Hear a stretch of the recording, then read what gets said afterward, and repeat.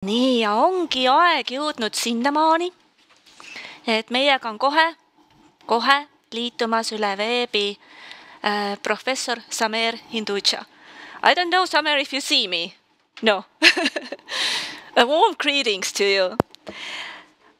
Samer on Florida Atlantic Ülikooli kriminoloogia ja kriminaalõiguse professor, küberkiusamise uurimise kaasdirektor, kaastööline Harvardi ülikooli Berkman-Kleini keskuses. Ta on üle 20 aasta tegutsenud küberkiusamise riskide, kahjude ning kaitsetegurite uurimisega USA noorte hulgas ja mujal maailmas. Tema töid on viidatud ligi 23 000 korral. On 8 raamatu autor, ühte parasjagu ma loen, päris paks ja päris põnev, selle aasta värske väljalase. Ta on koolitanud väga erinevate erialade esindajaid üle maailma ja teinud koostööd üleilmsete organisatsioonidega nagu ÜRO ja veel mitmed. Koostööd erinevate meediakanalitega ning ka tehnoloogiafirmadega, et edendada positiivset tehnoloogiakasutust, luua tervislikke online kogukondi ja aidata kujundada poliitikaid, programme, tõsta teadlikkust küberkiusamisest. Dear Professor Hinduja, we are really honored and extremely happy that you have joined us today, and I'm really looking forward for your presentation, and I will moderate also audience's questions afterwards.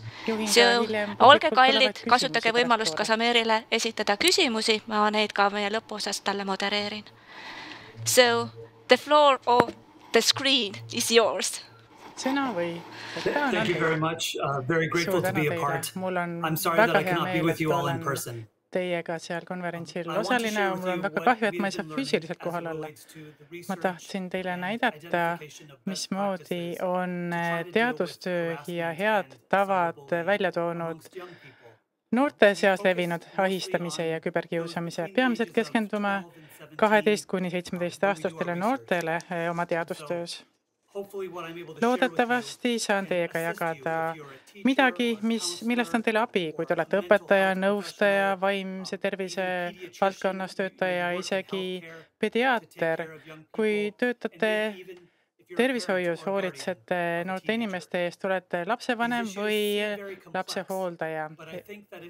Need teemad tunduvad väga keerulised, aga ma arvan, et kui me tõesti pingutame ja mõtleme selle peale, mida on vaja, et üks väärikas ja kena inimene üles kasvatada, siis ma arvan, et on kasu sellest, et me teaksime, mis toimub ka veebis. Ma jagan teiega oma slaide, pärast on küsimuste-vastuste voor. Kui teil on neid slaide vaja, palun saatke mulle meil.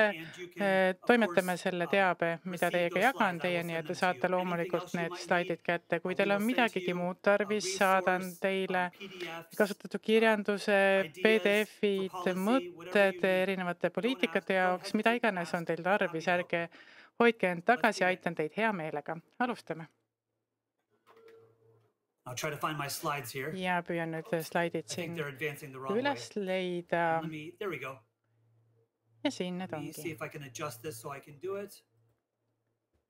Veidi sätin paika ja ongi korras. Kõigepealt tahan teile öelda seda, et kui mõelda tehnoloogiaga seotud küsimuste peale, seadmete peale, telefon, tahvelarvuti, mängukonsool, siis me räägime erinevatest rakendutest, platvormidest, mängudest ja see on ühe teismelise elu üks väike osa. Nad peavad tegelema õppimisega seotud survega, välja mõtlema, kes nad üldse on, vanematel tuleb surve, kas nad meeldivad iseendale või mitte, nad võib-olla ka vihkavad ennast. Igasuguseid asju, mis põhjustavad raskusi ja kui meie teiega üles kasvasime, suureks saime, siis olid need noorukina ka meie jaoks keerulised asjad, aga nüüd on asjad veelgi keerulisemad, sellepärast, et mängu on liitunud tehnoloogia, kõikvõimalikud rakendused, sotsiaalmeedia ja tegelikult isegi meie püüame veebis oma paljud vajadused rahuldatud saada, kas tunnustuse saamine teistelt või see, et ma tahan näha, et teised minust hoolivad, on minust huvitatud, tahavad minuga koos midagi teha, võib-olla ma meeldin kellelegi, võib-olla tahavad minuga kohtamas käia. Nii et meil on kõik sellised kihud, mis on inimesele olemuslikud ja kui me nüüd mõtleme, mis toimub veebis, kuidas kõik omavahel suhtlevad, siis see on kõik väga põimitud omavahel. Kui mõelda platvormide peale, millega noored kokku puutuvad, siis ma tahaksin rõhustada seda, et enamik noori kasutab neid platvorme või äppe, rakendusi vastutustundlikult. Nad ei lähe veebi ega põhjusta seal täielikku kaost.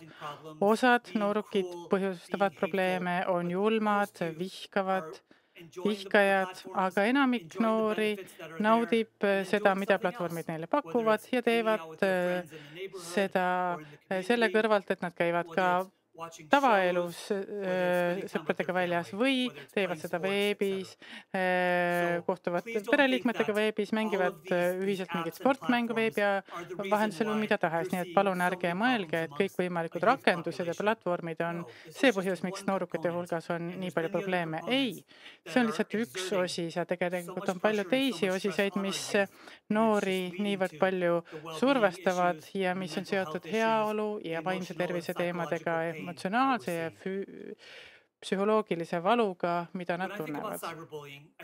Kui mina küberkiusamise peale mõtlen, siis ma mõtlen tahtliku ja korduva tegevuse peale, kahju tegemise peale, mida tehakse tehnoloogia kasutamise kaudu, olgu see siis telefon, mänguplatvorm või generatiivtehisaru, millest ma räägin oma ettekande lõpupoole, aga meil on ka akadeemilises kirjanduses ametlik määratlus selle kohta, mis on küberkiusamine, aga ma arvan, et me kõik saame aru, mis see on.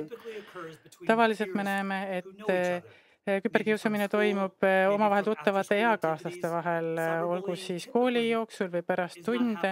Küberkiusamine ei toimu tüüpiliselt võõraste vahel. Tavaliselt on tegemist inimesega, keda te teate. Ja tavaliselt on kattuv element, ehk siis koolipäeva jooksul juba võidakse ahistada või kiusata, aga see jätkub pärast tunde veebis. Ja vastupidi, võib-olla tekib veebis ja siis jätkub näiteks pärast tunde mingite tegevuste jooksul, kui laps või nooruk puutub teistega iga päev teistega kokku.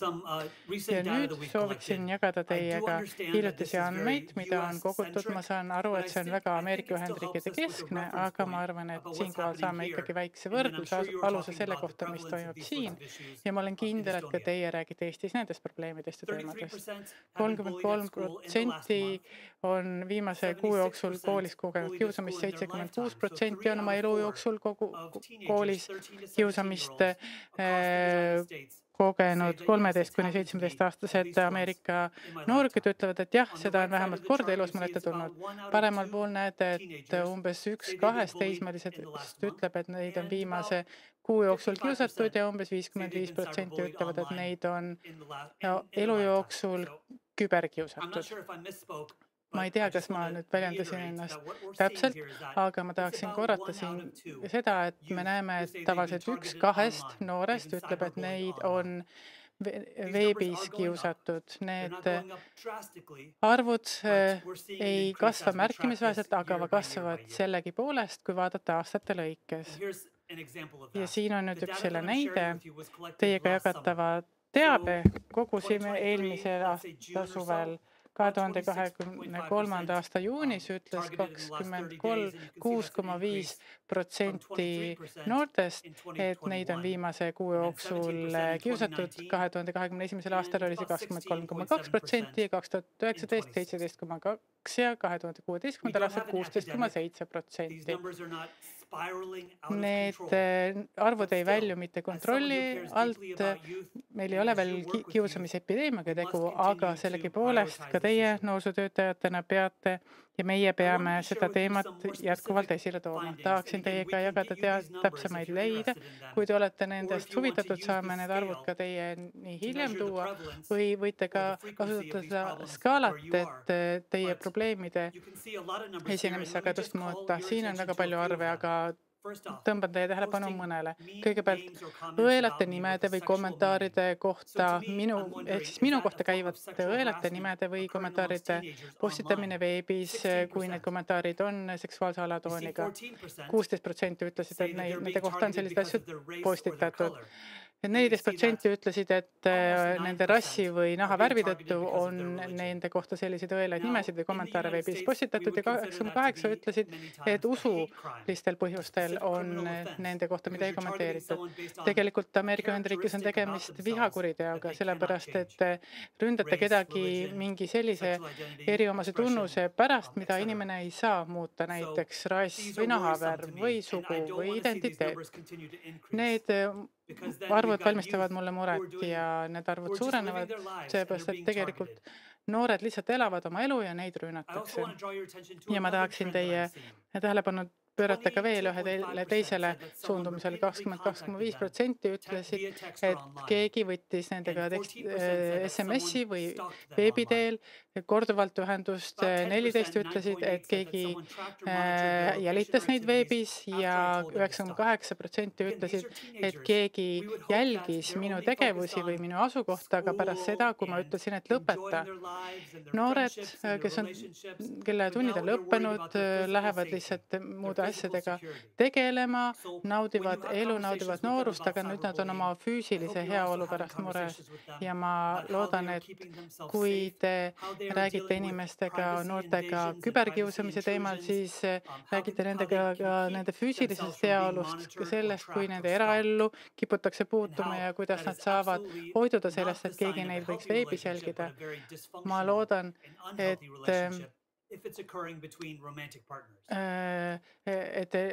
ilmselt võib olla tegemist ka erinevate romantiliste suhete varjunditega.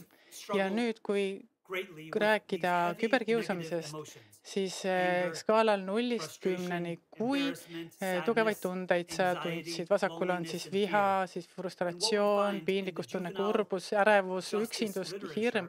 Ja me näeme noortega seotud õigusalasest kirjandusest, et kui noored on selliste emotsioonide küüsis, siis nad ei tea, mida teha. Neil ei ole positiivseid toimetulekuoskusi, neil ei ole selliseid kerksusmehhanisme. Ja kahjuks nad valavad ennast välja, nad enese vigastavad ennast, kasutavad vägivalda ja see on muidugi väga murettekitav, sellepärast et need emotsioonid lihtsalt halvavad loogilise mõtlemise võime ja võib-olla tervislikuma probleemide lahendamise takistavad seeläbi ka. Kellele nad oma küberkiusamist rääkisid? Õnneks 68% rääkisid lapsevanemale. Ma soovin, et see oleks pigem 100%, sellepärast, et lapsevanemad saavad tõesti aidata. 45% jagas oma muret sõbraga ja kui te vaatate selle graafiku keskosas, siis tegelikult need arvud on väga-väga madalad. Ameerika Ühendriikides, kui tegemist on teismelistega, kes puistavad südant või lähevad rääkima õpetaja või nõustaja või koolijuhiga, siis nad on väga närvis, väga hirmul. Ja ilmselt sellepärast, et neil on nende õpetajatega olnud kehvi kogemusi ja me püüame jätkuvalt välja mõelda loominguliselt, kuidas saaksid õpilased teada, et kui nad lähevad direktori või õpetaja juurde, siis direktor ütleks, et ma tean, et sa oled küll närvis, aga ära muretse, me ei räägi sellest kellelegi, kõik on konfidentsiaalne. Ma tean, et sa tahad oma elu jätkata, me aitame sul seda küberkiusamise probleemi või kiusamise probleemi lahendada. Ja ma tean, et kui sinul, minu kui direktoriga tuleb halb kogemus, siis sa räägid ka oma sõpradele, et ära mitte kunagi räägi siin koolis enam ühegi täiskasvanuga. Ja me ei soovi seda. Me soovime, et te tuleksite ja räägiksite vabalt, tunneksite ennast vabalt, räägiksite meile, mis toimub. Ja eelmisel aastal kogutud arvandmed on väga heidutavad ja võib-olla on teil mingeid loomingulisi lahendusi, mida tahaksin hea meelega kuulda, kuidas parandada õpetaja ja õpilase vahelisi suhteid, kui rääkida avatusest ja probleemidest rääkimisest. Kuidas te reageerisite? 72% blokeeris ära, ainult 13% teatas sellest koolile, 30% äpile. Nagu te näete sellelt, siis 9% ei teinud üldse mitte midagi, ei reageerinudki. Need numbrid peaksid kõik tõusma. On oluline, et reaktsioonid oleksid rohkemad ja tervislikumad selle asemel, et toimuks ohvristamine. Nüüd nende õpilaste osakaal, kes tundsid ennast turvaliselt koolis. Ameerika Ühendriikide koolis 91% noortest, kes ei ole küberkiusamise all, nad tunnevad ennast koolis turvaliselt, aga 9% tunneb ikka ennast, tunneb ebakindlalt, aga kui kiusatud neid ei ole, siis 91% tunneb ennast koolis turvaliselt. Aga kui neid koolis kiusatakse, on teine asi. Ja huvitav on see, et kui neid kiusatakse küberkiusu kaudu, siis neid tunnevad ennast isegi rohkem ebaturvaliselt. See on suurem kui elu ja see mõjutab neid veelgi sügavamalt.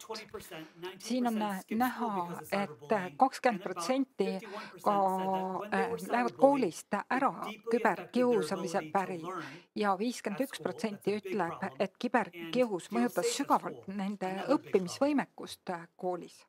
Lisaks siis turvalisusele veel üks suur probleem. Ma ka uurisin traumaga seotud tulemusi trauma vaate kaudu, et öelda, et tegemist on väga suure mõjuga lapsepõlve kogemusega, mis on väga negatiivne ka lapse kasvamise seisukohalt, kui nad kasvavad suureks. Neil on negatiivsed tunded enda suhtes, neil on halb, kui keegi neile meenutab küberkiusu, see mõjutab ka negatiivselt nende sõbrasuhteid ja isegi kui nende vaimsest ja füüsilisest tervist rääkida, siis mõlemad on rasked, magama jäämine, uinumine ja füüsiline tervis, kõik küberkiusu pärast ja füüsilised reaktsioonid on olemas. Südame pekslemine, ka hingamine on raskendatud ja toimub higistamine. See ka mõjutab nende koolitööd ja tulevad meelde siis mitte soovitud mälestused, ehk see on nagu posttraumaatilise stressihäire. Ja nüüd mina olen uurinud siin USAs seda olukorda ja võib-olla olete ka mõelnud, kuidas on olukord teie koduriigis. Aga mida me siis tegema peaksime? Me peame oma lähenemistes, oma strateegiates midagi parandama, leidma parimaid tehnikaid, et nende probleemidega tegeleda. Üks asi, mis mulle oluline on koolikliima ja võib-olla teie mõtlete sellest teistmoodi, aga mina mõtlen koolikliima all koolikeskkonda. Kõik need erinevad elemendid, mis on tulnud kokku, sinna hulka kuulub näiteks tunne, et oled seotud teiste õpilastega, oled seotud ka täiskasvanutega, kes koolis töötavad, kuuluvustunne, see tunne, et mina olen osa sellest koolist, et siin on minu sõbrad, et sind austatakse, et sind nähakse, märgatakse, hinnatakse, et sa oled siin turvalises kohas ning tunne, et mind ootab tänu koolikeskkonnale ees suur tulevik. Kõik see kokku moodustab koolikliima ja koolid peavad väga eesmärgipäraselt koolikliimat üles ehitama. Kui seda ei tehta, siis koolikliima on väga negatiivne. Nii et meie uurisime seda Ja siin on ka mõned meetmed. Kui küsida, kas te tunnete ennast õpilased siin koolis turvaliselt, kas õpetajad hoolivad teist, kas respekteeritakse õpetajaid, kas nad on õiglased, kas nad on erapoolikud, kas on nii, et osadele õpilastele pakutakse kõiksugu võimalusi, teistele mitte. Ja kas õpetajad võtavad tõsiselt koolikiusu ja küberkiusu. Ja mis me siis leidsime uurimistöös? Leidsime, et nendes koolides, kus peeti koolikliimat positiivseks ja heaks, seal oli rohkem kiusamist, aga kus öeldi, et ma ei usu, et minust siin keegi minust hoolib, seal oli käitumuslikke probleeme rohkem. Nii siis tavakeskkonnas kui ka küberkeskkonnas. Nii et koolikliimat tuleb parandada. Ja suhted täiskasvanute ja õpilaste vahel on väga oluline. Me ütleme siin USA-s nii, et kui sind kunagi kiusatakse või kui toimub küberkius, võib-olla minge ja kindlasti rääkige usaldusväärne täiskasvanu. Ja see on oluline fraas. Selliste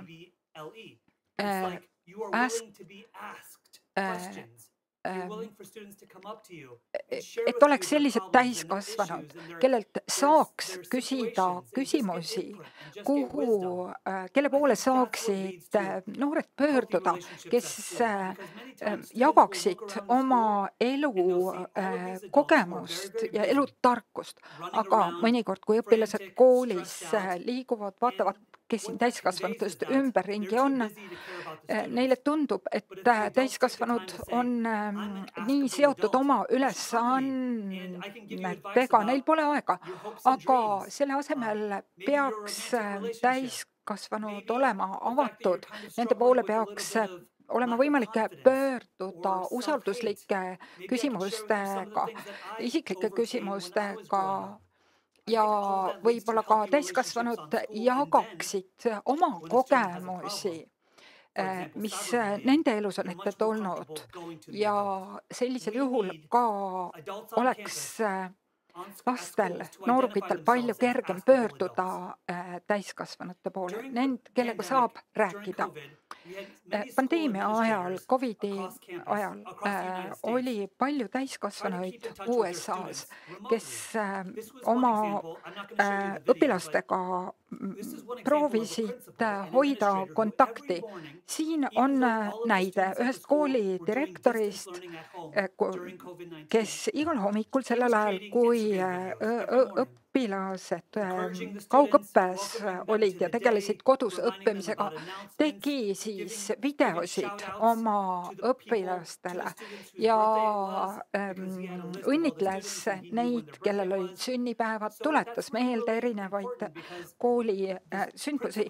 Ja see oli väga oluline, et see koolidirektor kasutas siis ühte internetiplatvormi kogu selle teabe jagamiseks ja õpilastel omakorda oli selle direktoriga võimalik omakorda ühendust võtta, kui oli mingi teema, milles nad abi vajasid. Siis on küberkiusamise vastased klubid. Üks näide on selline It Takes One, sellise nimeline klubi. Ja siis koolis peavad sellistesse klubidesse kogunema õpilased, kes tõesti hoolivad koolist, koolikeskkonnast, kes tahavad midagi ära teha selleks, et igaüks oleks nähtud ja hinnatud ja kaitstud. Ja isegi kui on üks inimene, kes tahab sellist algatust ellu viia, tulevad teised järgi ja see on oluline ning tuleb kindlasti tagada see, et sellistesse klubidesse kuuluksid mitte ainult need, keda kiusatakse, vaid kes on ka juhi tüüpi noored. Ja näiteks siin tullakse kokku, räägitakse erinevatest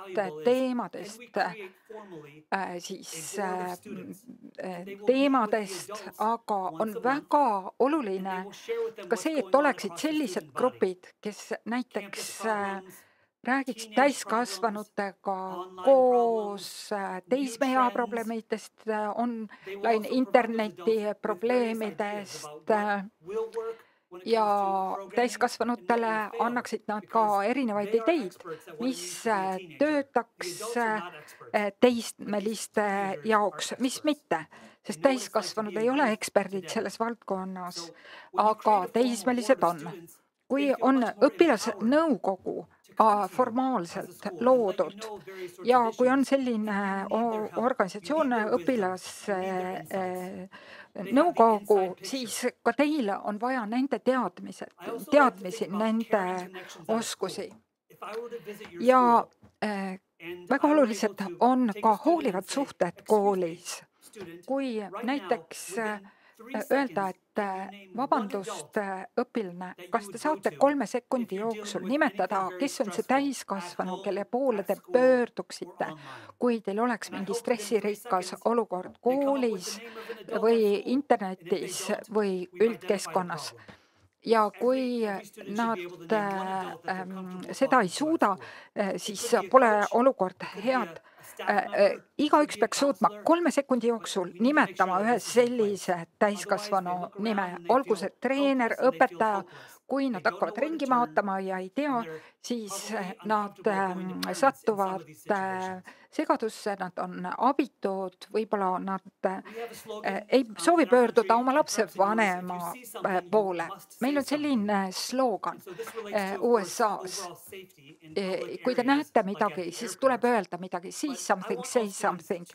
Ja mina tahaksin, et iga õpilane, kui ta näeb, et keegi satub raskustesse, et nad teeksid midagi selle pärast, et nad ei mõtleks, et küll keegi teine teeb ja aitab.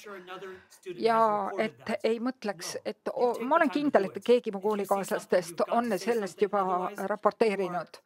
Ei, kui te nii käitute, siis te kinnistate sellist halba käitumist ja tuleb veelgi rohkem ohvreid.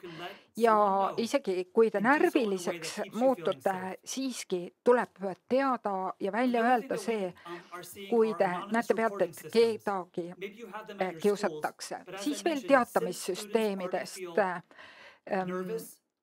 Ja kuna noortel on raske rääkida täiskasvanutega, siis tuleks luua mingi süsteem, kas siis SMS-i süsteem või siis ka häälsõnumite jätmise võimalus, kus nad saaksid väljendada oma hirme, rääkida vihkamisjuhtumitest. Näiteks siin on üks selline keskkond ühes gümnaasiumis, kus nad saavad teateid saata ja see on suurepärane, siis kool teab, milliseid teemasid uurida. Võib-olla te saate natuke rohkem informatsioone, kuidas mingit teemat uurida, aga just selline anonüümne teatamise võimalus paljudele närvilistele õpilastele. Meil on ka sotsiaalnormide teema või ühiskondlike normide teema, ehk siis anname kõikidele õpilastele teada, millised ühiskondlikud normid kehtivad meie linnakus. Võib-olla osad noored mõtlevad, et 2024. aastal, 21. sajandil on küberkiusamine lihtsalt selline teema, millega tuleb hakkama saada. Kui keegi sellest koolis ei räägi, siis põhjustab see alati rohkem probleeme, kui pakub lahendusi, aga tegelikult, kui korraldada koolis küsitlus, siis näete tegelikult, et 63% noortest on valmis täiskasvanu juurde rääkima minema, kui nad näevad, et teisi lapsi kiusatakse. 74% õpilastest on tegelikult püüdnud sekkuda seda kiusamist peatada, aga 81% õpilastest ütles, et nad usuvad, et nad saavad ennetada kiusamist. Ei saa lihtsalt noorel lasta mõelda, et see kuulub üles või suureks kasvamise juurde. Ei, me peame asju muutma, et statistika muutuks. Ja tegelikult siis näeksid ka õpilased imestunult, et enamik õpilasi teeb õiget asja ja mina võin seda sama teha. Meil on ka koole, kus korraldatakse võistlusi, antakse õpilastele ülesanne välja mõelda selline avalik teadaanne või avaliku teenuse teemaline näiteks videolõik 30 sekundi või minuti pikkune ja siis postitatakse see veebi. Ja see kõigepealt aitab õpilastel teemasse sisse elada, sellepärast et nad töötavad ühe projekti kallal ja teiseks annab teile kui koolile sisu, mida te saate seejärel jagada näiteks lapsevanematega, kogukonnaga, ülejäänud õpilaskonnaga, kui õpilased on sellised töökesed ise valmis teinud vastavatel teemadel. Nii et koolikliima korraldamiseks võib selliseid mõtteid kasutada. Nüüd aga tahaksin rääkida teie kerksusest või säilenõtkusest. Kui ma räägin säilenõtkusest, siis see tegelikult tähendab raskuste ületamist. Kui inimese ette kerkivad teatud proovikivid, siis inimene suudab neid ületada. Enamik kiusamise või küberkiusu vorme ei ole väga suured. Enamik on näiteks teistele mingite nimede panemine või kuulujutud või kõlakad, kõrvale jätmine, selline hüljatuse tunne ja nii edasi. Ja sellistes olukordades meie kui täiskasvanud peame sellega tegelema. Me tahame, et õpilastes areneks võimalus mitte pead kaotada ja selliste ühiskondlike raskustega ise toime saada. Näiteks, kui õpilast ähvardatakse või väga tõsiselt ahistatakse, tegelikult enamik kiusamisest või küberkiusamisest on ka pigem väiksemamahulisem. Aga paljudel kordadel õpilased on väga valmis inimestesse kinnistuma, kes tegelikult ei sobitu nendega nii hästi. Neil on teistega näiteks sellised ühesuunalised suhted. Ütleme, et mul on parim sõber, aga mina olen alati see, kes pingutab selle suhtluse hoidmise nimel, saadan talle SMS-i või helistan talle, aga tema mitte kunagi minuga ühendust ei võta. Nad tegelikult ilmselt ei ole selline inimene, minu parim sõber. Aga tegelikult tahaks, et selline suhtlus oleks ju võrdne, kahesuunaline. Ja mina julgustan teid, et küsige oma õpilaste käest, millised on nende suhted ja et nad ei kinnistuks sellistesse suhetesse, mis neid kuidagi ei toida. Ja sellepärast, et on olemas õpilasi, kes väga kiirelt ühe rühma juurest teise juurde suudavad liikuda, suhete labürindis liikuda vastavalt väärtushinnangutele, aga tegelikult nad ei hoia nende inimeste ligi, kellest oleks neil kasu. Ja kui õpilased käivad nii-öelda heade inimestega läbi, siis läheb neil ka hiljem nii keskkoolis kui ülikoolis paremini. Me tahame, et õpilastel oleks nõnda nimetatud tugevad ankrud. See on seotud identiteediga. Kui õpilased internetis midagi postitavad, siis nad väga tahavad meeleheitlikult, et keegi neile laiki paneks või järgima hakkaks neid. Väga huvitab see, mida mõtlevad nendest nende enda eakaaslased. Aga see ei ole eriti tervislik lähenemine elule ja tegelikult on oluline, et inimestel, õpilastel oleks oma identiteedi enesehinnanguga seotud ankrud, mis oleksid palju kindlamas põhjas kinni. Näiteks sinu kujunemine isiksusena, sinu usk, need oskused, mida sa arendad. See ei saa olla see, mida teised sinust mõtlevad, et sa ei saa sinna oma mõtteid ja identiteeti ankurdada. Õpilased peavad oma väärtushinnangute peale mõtlema. Tegelikult maailm on väga suhteline ja väga palju on selliseid ähmaseid alasid, pole selge, mis on õige või väär, aga kui sinu väärtushinnangud on paigas, siis võid alati pöörduda nende kui oma nii-öelda kompassi või põhjanaela poole ja vastavalt sellele kohelda teisi inimesi ja lubada teistel endaga läbi käia. ja tegelikult näiteks on võimalik Google'is samuti vaadata erinevaid väärtushinnanguid. Siin on 18 erinevat väärtushinnangut nimekirja pandud ja mina annan selle nimekirja oma õpilastele ja palun neil ringi ümber tõmmata nendele 5 väärtushinnangule, mida noor soovib, et teised tema kohta teaks. Loodetavasti nad tõmbavad 5 ringi ümber ja siis ütlevad, ja siis ütlengi talle, et olgu, see tähendabki, et sa soovid olla teiste silmis selline, soovid täiskasvanuks saada, olla selline, näiteks oled õpihimuline või oled tänulik või oled väga aus või mõtled hoolikalt enne, kui otsuse langetad või hinnangu annad. Ja tegelikult, kui noorukid satuvad sellisesse emotsioonide hämusse ja nad ei saa sealt välja, siis paneme nad parem väärtushinnangute peale mõtlema ja siis nad jõuavadki iseenda keskmesse tagasi. Empaatia. Me näeme, lühidalt öeldes oma teadustöös, et empaatia on niivõrd oluline, sellepärast, et kui üksikisikuid arendada, kes tunnevad teise inimese tundeid, mõistavad, et teine saab haiget teatud olukorras, siis on meil palju parem ja tervislikum koolikliima, koolikeskkond. Me avaldasime selle teemalise artikli, saadan teile hea meelega sellega hiljem, kerksuse, koolikliima ja empaatia teemalise. Ja mida me siis avastasime? Kui õpilased on empaatilisemad, siis nad palju vähem tõenäoliselt ründavad teisi lapsi, olgu siis rassi või usupõhiselt. See on loogiline meie jaoks, aga väga oluline on ka näidata, millised on Ameerika Ühendriikide kohta käivad riiklikud andmed.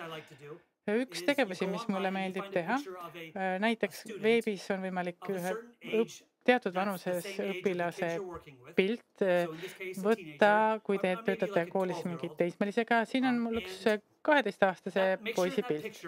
Ja vaadake, et sellel pildil, mida te netist leiate, oleks laps kurva ilmega, justkui tal midagi vaevaks. Ja siis mina annan sellele õpilasele, kellega ma koolis paraegu tegelen, selle pildi kätte ja palun tal kirjutada selle õpilase kohta, keda ta pildil näeb, lugu. Mis on ta nimi, kas tal on õed-vennad, kuidas tal lood kodus on, kas tal on lemmikloomi, millised on ta vajadused, füüsilised vajadused, riietus, peavari, armastus, toit, millised on tema emotsionaalsed või psühholoogilised vajadused, kes nende vajaduste rahuldamise eest vastutab, kas tema vanemad, kas ta parim sõber, mille eest nemad vastutavad,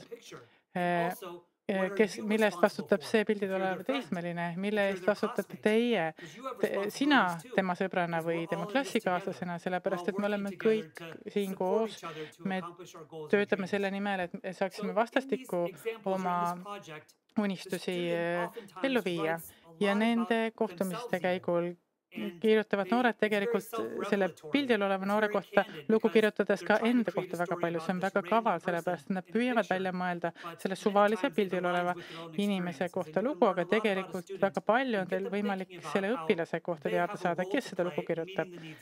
Sellepärast, et tema saab seeläbi ka aru, et ka temal on teiste vajaduste rahuldamisel oma roll täita. Ja siis palumegi õpilastel kirjutada 10 kõige paremat otsust, mida nad on elu jooksul langetanud ja 10 kõige hullemat samuti. Ja siis rääkida nendest väikestes rühmades, võib-olla mõned räägivadki teistele. Ja te näete, et kõik õpilased on langetanud häid ja halbu otsuseid, nendega on juhtunud tõeliselt häid ja ka tõeliselt halbu asju. Ja kõik jõuavad sellisele võrdsete võimalustega alale seeläbi. Ja me tahame, et õpilased pühendaksid teiste tundmaõppimisele aega. Nad, isegi kui nad käivad oma väikese sõprade rühmaga iga päev läbi, siis kuidas me saaksime neid ka teiste õpilaste kokku viia? Olgu siis vestluste kaudu või rühmategevuste kaudu. Me tahame, et erineva taustaga õpilased või erinevate uskumuste või filosoofiatega inimesed puutuksid kokku, sellepärast et tihti annab see õpilastele võimaluse maailma kohta rohkem teada saada, samuti ka teiste kohta. Ja me näeme ka, et seltskonnatantsutundides õpivad õpilased mitte ainult sõnade kaudu, vaid ka kehakeele või tonaalsuse kaudu, mismoodi midagi teistmoodi tehakse. Õpilased tahavad, et neil läheks hästi, aga nad peavad näiteks välja mõtlema, kuidas suhelda, kuidas nad on üksteisega kannatlikud, sellised kenad. See võib samuti arendada inimeses empaatiat ja me pakume oma õpilastele erinevaid tegevusi, isegi kui nad võib-olla tunnevad ennast veidi ebamugavalt või veidralt, et nad oleksid teiste suhtes tundlikumad.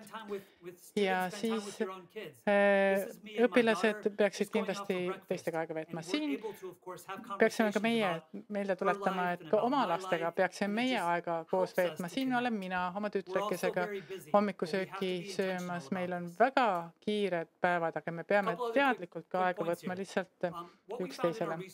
Mõned kiired asjad, mida me oma teadustöös avastasime.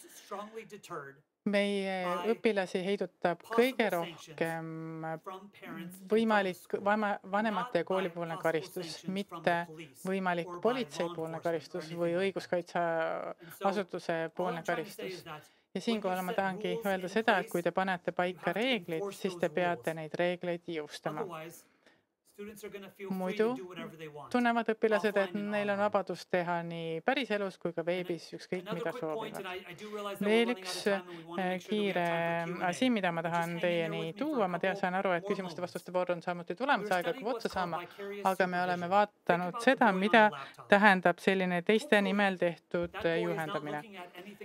Vaadake, siin on üks poiss, kes kasutab sülearvutit. Loodetavasti mitte midagi halba ei näeda sellest, sellepärast et tema isa või kasuisa istub diivanil tema kõrval, nii et see ongi selline ka teisele kaasa elav, veidi natukene juhendav, veidi pealt vaatav. Ehk kui õpilane midagi teeb, siis on inimene läheduses ja jälgib, mida ta veebis teeb. Ja õpilaste käest küsiti, et kas tegelikult teie vanemad teavad, mida te veebis teete. 17% ütlesid, et jah, küberkiusamist on nad kogenud ja vanemad kindlasti mitte või võimalik, et jah või võimalik, et ei, teavad, mida ma teen veebis. Ja me teame ka seda, et sellised täiskasvanud nagu meie lapsevanemad või õpetajad ei ole sellised, kes hakkaksid õpilasi veebis kiusama ja õpilased samuti soovivad säilitada täiskasvanutega hea suhte. Kuvatõmmised, see on ka üks asi, mis tasub õpilastele selgeks õpetada, kuidas teha kuvatõmmiseid küll Apple Watchi kellast või oma ekraanist või kuidas ekraanil toimuvat salvestada või TikTokis või Instagrami Reelis toimuvat salvestada, ükskõik milline ahistav või haiget tegev sisu tuleks salvestada, sellepärast et kui õpilasel mingeid tõendeid pole ette näidata, siis tegelikult ei anna ka suurt midagi ette võtta, näiteks on võimalik ka ekraani säästi panna vastavalt tööle ja te saate väga kiiresti talletada ka tõendusmaterjali.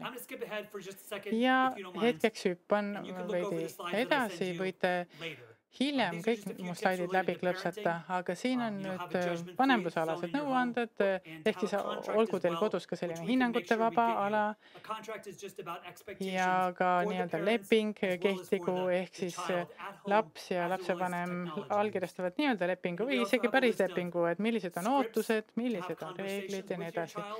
Ja siin on ka erinevad võimalikud stsenaariumid, kuidas saab näiteks Fortnite'i teemal pidada lapsega vestlust või erinevad stsenaariumid, mida saab läbi mängida. Me saadame need teile slaididena, et te saaksite neid ise kasutada oma koolides või oma lapsi kodus paremini aidata tegevuskavasid välja mõelda, kui näiteks laste või õpilaste poole pöördutakse või neid rünnatakse või kuidagi sihitakse mingi tegevusega, nii et ärge muretsege, kogu teave saab teieni toimetatud. Aga lõpetuseks tahaksin paar minutit rääkida teiega ka generatiivtehisarust. Me teame, et enamik õpilastest ja täiskasvanutest kasutab seda positiivselt. Ma tean, et ka on selliseid spikerdamismuresid koolis seoses tehisaruga, aga tehnoloogia ei lähe enam kuhugi. See on olemas ja jääb siia, me ei peaks liiga kaua ka aega kulutama selle tsenseerimisele. Ja me teame, et õpilased tehisaru kasutavad näiteks oma teadmiste laiendamiseks ChatGPT, Gemini, mis tahes. Eelmise aasta juulis tehti üks uuring ja 64% lapsevanematest ja 67% teismelistest on kasutanud kunagi generatiivtehisaru, kasutanud seda ka analüütiliste ülesannete või loominguliste ülesannete jaoks või oma tõhususe parandamiseks. Kas te olete kunagi näiteks kirjutanud tehisarule, et mul on täna nii kurb meel, et kas sa saaksid mu tuju paremaks teha ja vaadake, mis tehisaru välja pakub. Ja te võite täitsa kenasse suhtlusesse selles tehisarobotiga sattuda. Ja mina kirjutasin Snapchatis, et kuidas sul täna läheb ja minu tehisaru vastas tere, mul läheb suurepäraselt, väga tore, et küsid, kuidas sul läheb, mis sinu elus on uut ja põnevat ja siis vastasin jälle mina ja siis jälle tema.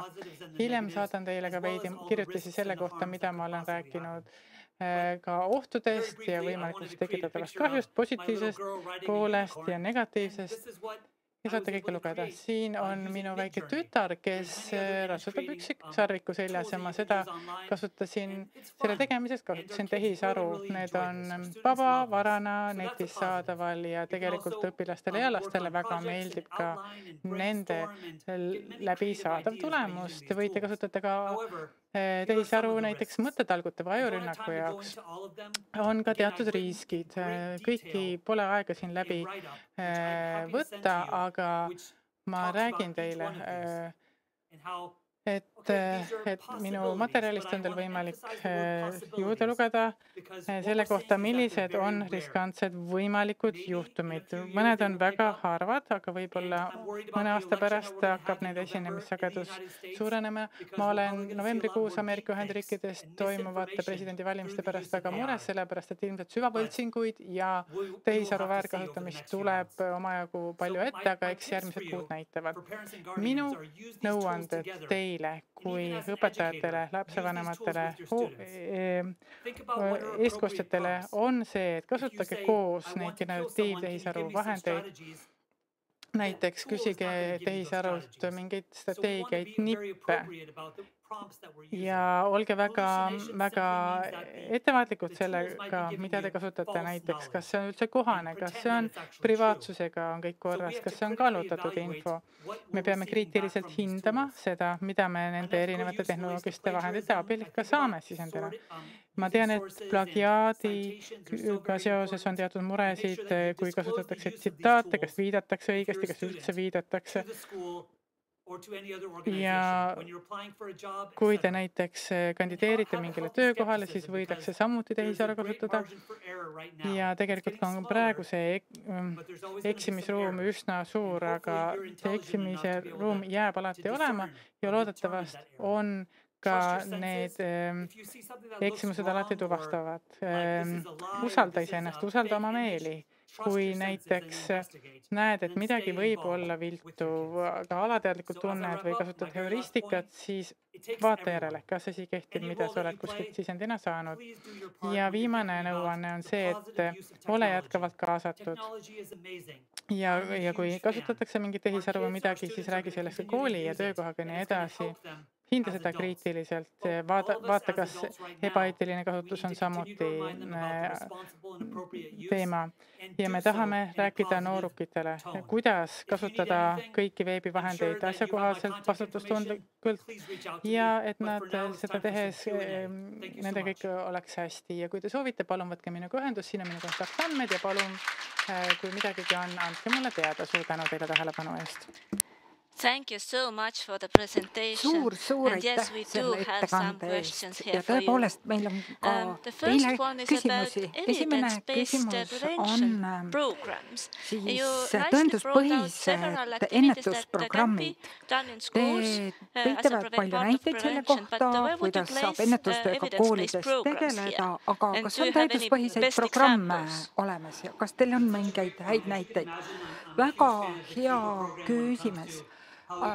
Ja ma olen Kiiber-programmi suur toetaja ja selliste programmide, kus kasutatakse kogukonna abi sotsiaalse ja emotsionaalse õppimise toetamiseks.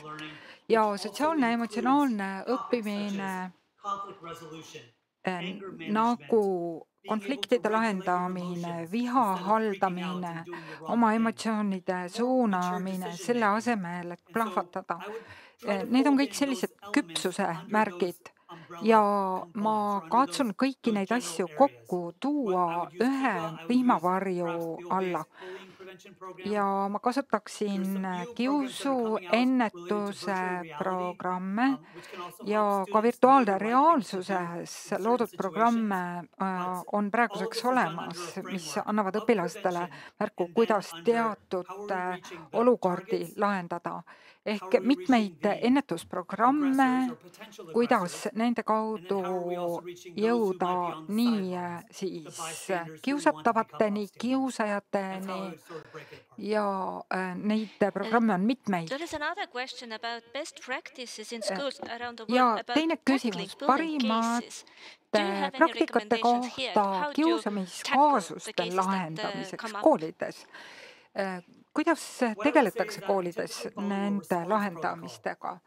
Meie tavaliselt jälgime oma reaktsiooniprotokolli. Kõigepealt siis õpilane, keda kiusatakse, et tema oleks turvalises kohas, tunneks ennast hästi ja siis hakkame tegelema selle materjaliga, mis võivad olla kas kuvatõmmised, selle inimese sõbrad, kes võib-olla ise midagi näevad, tuleb informeerida kas lapsevanemaid või hooldajaid, teatada neile, milline on kord või distsipliin. Ja kui see ei aita, siis teine mõte, mis mul tuli, on selline RTI, Response to Intervention. Kui te kujutate ette kolmnurka, ütleme, kolmnurga jagate kolmeks, on alumine osa kolmnurgast, keskmine ja ülemine kolmandik. Ülemine kolmandik näitab siis koolis tehtavat küberkiusu ja üldse kiusamise vastu. See mõjutab 100–100%. Me teeme siis koolis igasuguseid programme, koolitusi, kiva, nii edasi. Nüüd keskmine kolmnurga osa on see, mida tehakse riskiõpilaste heaks, kelle osas on tõenäolisem, et nad võivad kiusu ohvriks langeda. Seal võivad olla sellised asjad nagu vaimse tervise toetustegevused, detailsed suhted siis õpetajate ja õpilaste vahel, neid õpilasi jälgitakse, rollimängupõhised lähenemised, ehk siis töö ja tegutsemine nende riskigrupi õpilastega ja siis kõige keskmine osa riskiõpilased on 5–15 siis 5–15% ja siis 1–5% õpilastest, need, kes satuvad küberkiusu oskus. Võib-olla professionaalid töötavad nendega näiteks nendele korraldada viha juhtimise kursusi ja alati on üks väike protsent õpilastest, kes satub probleemidesse. Ja me teame, et kui õpilased mingi probleemi otsas on, siis see nende käitumises väljendub ja selle lähenemise nimi on RTI, mis näitab, kuidas saab struktureerida erinevaid lähenemisi ja ma hea meelega räägin teile sellest ka pikemalt. Meil on ka kommentaar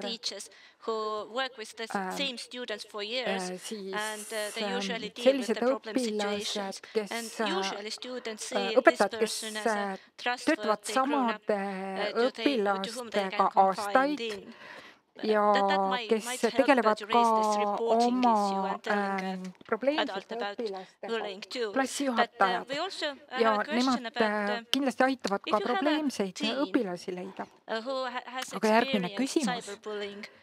Kui teil on siis lapsed, kes on küberkiusu ohvriks sattunud, aga nad ei taha sellest rääkida, siis kuidas läheneda? Kuidas nad rääkima saada? Jah, see on selline väljakutse, millega kõik maadlevad. Minu soovitus oleks kohtuge nendega silmast silma kahekesi, nii et sa saaksite parema ülevaate, millega nad on kimbatuses, kui valus see on. Ehk siis, kui te olete loonud sellise avatud kommunikatsiooni õpilasega, ma ütleksin ise niimoodi, et ma tean, et küll, et sa tahaksid pigem ära minna, aga siin on minu poolt sulle mõned ideed. Ma tahaksin ka natuke tagasisidet saada. Ja on ka mõned asjad, mida mina koolitöötajana pean tegema selleks, et see agressor ei jätkaks selliste asjade tegemist. Aga ma loodan, et sa saad aru, et kui selline tegevus jätkub, siis varsti tuleb järgmine õpilane, tuleb kolmas õpilane, ehk meil tuleb mingi distsipliin kehtestada ja paika panna mängureeglid, et sellised asjad ei korduks need asjad.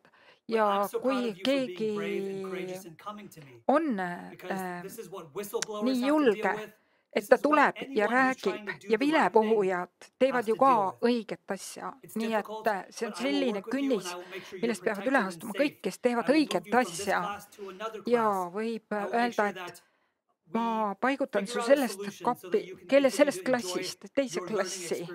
Me teeme kõik, mis võimalik selleks, et sinu õpikogemus siin selles koolis paraneks. Aga ma muidugi mõistan, et need on rasked olukorrad. Suur aitäh ettekande eest, vastuste eest ja ma luban, et me ka hoiame sidet, sest te tutvustasite nii palju põnevaid ressursse ja et kindlasti tänane publik väga seda hindab. Ma tean, et Ameerikas on praegu varane hommikutund. Soovin teile ilusat päeva ja hoiame sidet. Aitäh!